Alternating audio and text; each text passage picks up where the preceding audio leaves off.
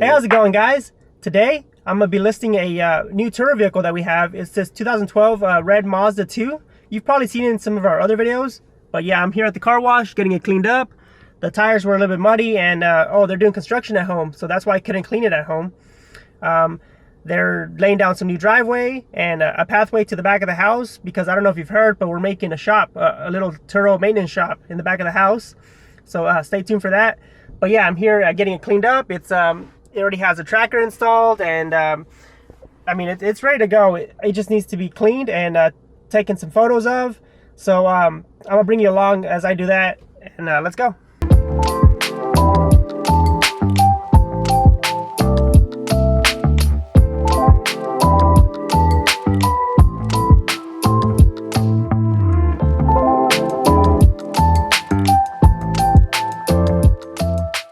Alright guys, so as you can see, we're out here at a golf course. It's a pretty nice location for us to take our photos. A lot of hosts will recommend that you take good photos for your listings, because that way they attract more guests. So we're just going to go ahead and take some photos of the vehicle. It only takes about 5 minutes, just so the guest knows the vehicle that they're renting, what it looks like, the size, the features.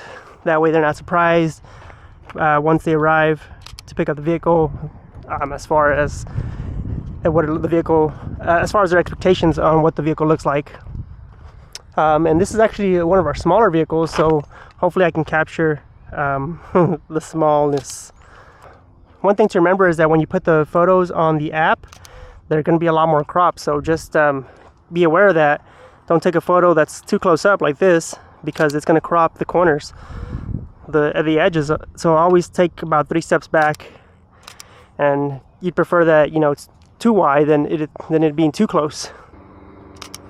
One last shot I like to get is one with the seats down and the hatch open, just showing all the space the vehicle has. And that's pretty much it. That's pretty much all the photos that you need to take. I know we have a fancy DSLR, but you don't need that. You can just take photos with your phone.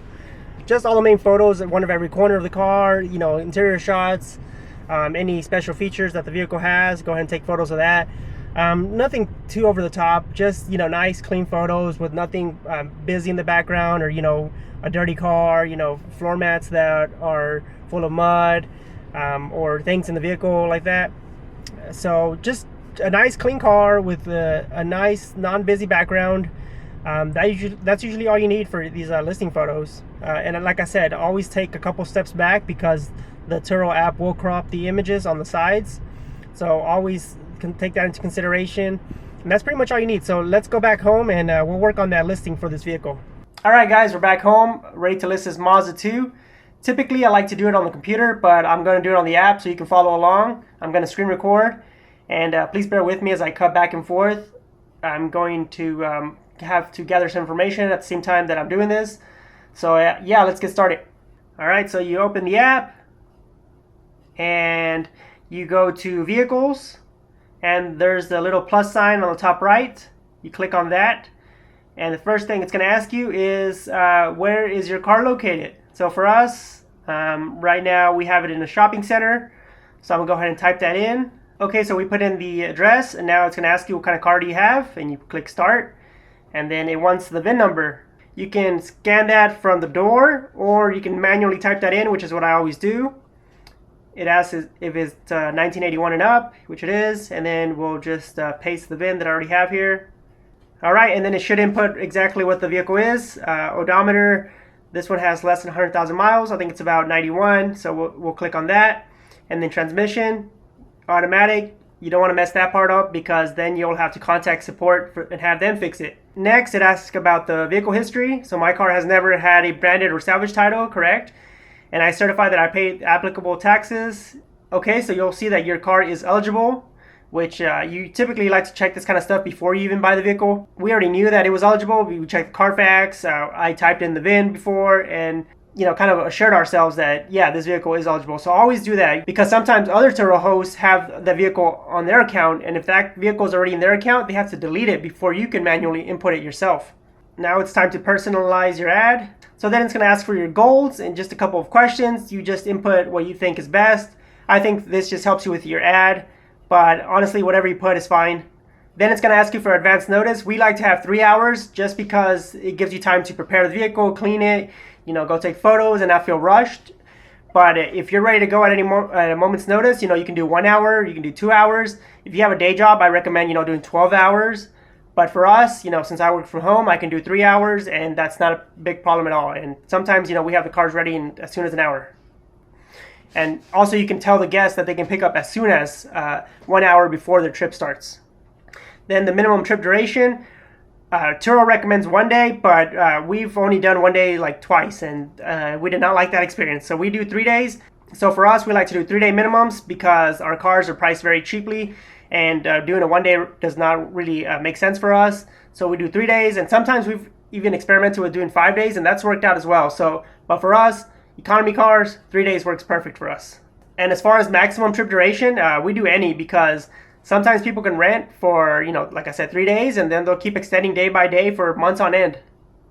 Okay, so then you type in your license plate and the state where the vehicle is registered. And you can also do temporary tags or paper plates. Turo allows that. So next, it's going to be car features. Unfortunately for us, our cars do not have a lot of features. They're bare bones, basic economy cars. But yours probably do have a lot more features than us. So for us, we have Bluetooth, keyless entry, and a toll pass. And that's pretty much it. Bare bones, basic economy cars. All right, so next it's going to be a description of your vehicle. Here you want to list some of the features, something that entices people to want to rent from you. I've even seen some hosts go on ChatGPT and kind of have the AI write them a description of the vehicle and kind of just give it some a layout and some inputs, and it'll write it for you quite quickly, so you don't have to spend a lot of time on this. Us, we already have a template that we like. We kind of just talk about the vehicle just a little bit, list, 3 or 4 features, and then, some guidelines after that. Here, I'll read you ours. The Mazda 2 is a tiny but mighty 4-door hatchback. It gets 35 plus miles per gallon, so you won't have to worry about gas. It's the perfect car for city driving, and its compact size makes it easy to find parking. So just a quick description of it, and then here we list some of the features. Modern features include Bluetooth music, tinted windows, keyless entry, and then that was all I could think about, so I just put Zoom Zoom, which was Mazda's slogan, and it might still be. So yeah, our cars are very bare bones, as you can tell. People just rent them because they need a car to get from A to B, and as long as it has Bluetooth music and AC, people don't complain, and as long as it rides fine, it's not falling apart. So that's all we really care about, is having basic features, and other than that, we've had 0 complaints. People, like I said, you put in the description, people know what they're getting. You include good photos, and that way you're not lying to them, and they know, like, hey, this was all told to them before they picked up the vehicle. Let me continue. This vehicle is available for long-term rentals, discounts on 7-day plus and 30-day plus bookings, which we do offer, and that's how we kind of entice these people to have long-term rentals. And then some notes, just so, again, they know what they're getting. The Mazda has a couple of imperfections, normal for a car of its age, but is mechanically sound. The vehicle's condition will be photographed in pre-trip photos before the start of your trip. The Mazda does not have cruise control, which I like to list because some people will rent the vehicle to go to Houston or Austin and be like, hey, I didn't know that it didn't have that. So I kind of like to let them know because, again, this is a very bare bones vehicle. Some more notes. All tolls will be invoiced through Turo. We forward the bill to you.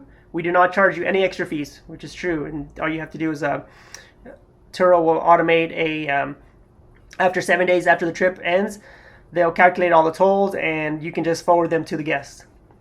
Just some basic information here. We are located about 45 minutes from the DFW airport and Love Field Airport. Sorry, but we do not offer delivery. Kind of, again, just giving the guests some information that we're this far from the airport. And if you want to come get it, great. If not, we don't offer delivery. And lastly, absolutely no smoking or playing Nickelback in the car. Just a little joke at the end, but seriously, no smoking. Okay, then click continue. And then we'll upload the photos that we took earlier today. So we'll add them from our gallery. And it's all these right here. You want to make sure you have at least 10 photos and 15 plus if possible. That was a tip that our account manager gave us.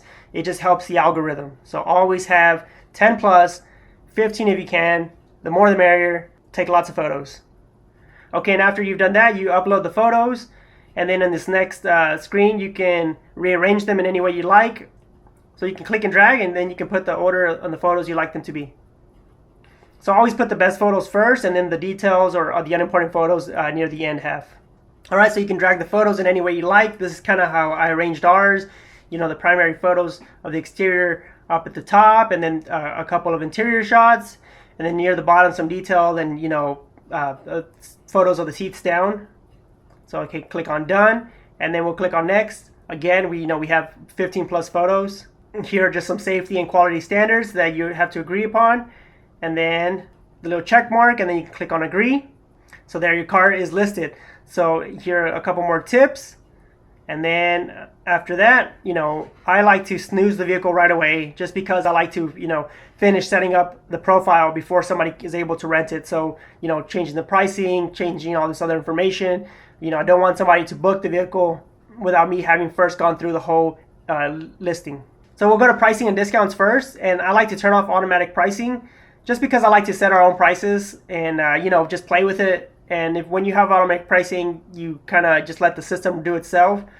So since this is a new listing, I'm going to do a really cheap price to get some reviews in and some trips in. So we'll do $30 a day, which is fine. I mean, these vehicles are, even at $30 a day, they'll pay for themselves in less than 6 months.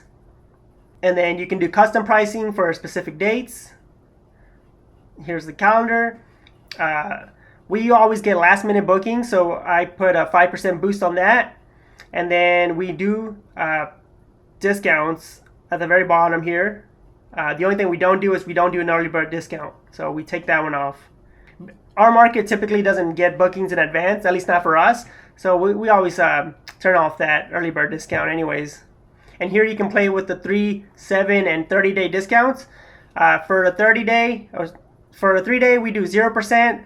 For a 7-day, we do 10%, and for a 30-day, we do 15%. There's some recommendations there by Turo, but again, just play with it, and you'll see what works for you. So that's it for pricing and discounts. Next, we'll go to guest instructions, and here we'll paste what we always tell our guests.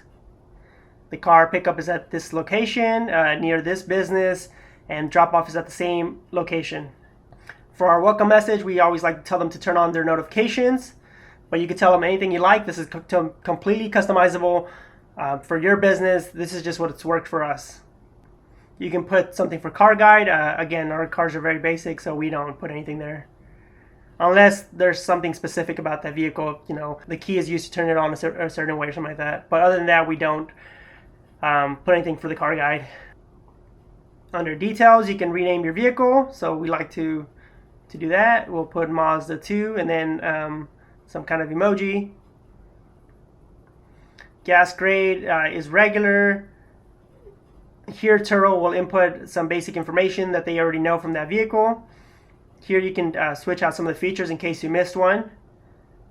And then you can add additional features if you have any. There's the description. As far as for guidelines, I do like to put that, you know, there is no pets in the car, and there's a $150 pet hair removal fee, and then no smoking in the car, another $150 violation fee, which Turo recently changed how much they pay out for that. Then you click on car color and save. You can add extras. We don't. I mean, in our market, I found that, you know, even when we had extras on there, you know, for like prepaid fuel, no one ever got it. So not even worth including it now.